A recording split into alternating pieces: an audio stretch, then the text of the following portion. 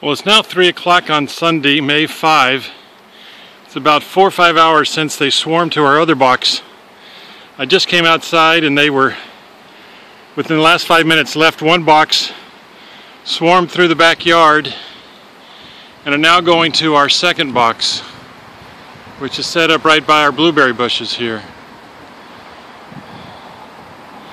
And as you can see, they're still swarming, but they're coming in on the top of the box there.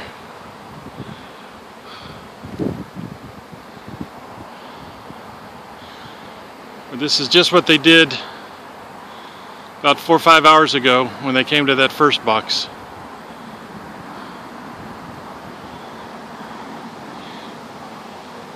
Seem to be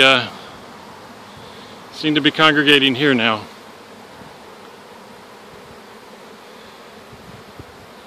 I don't know if you can tell, but they're just a whole bunch of bees swarming around here, around to our side yard by our garage.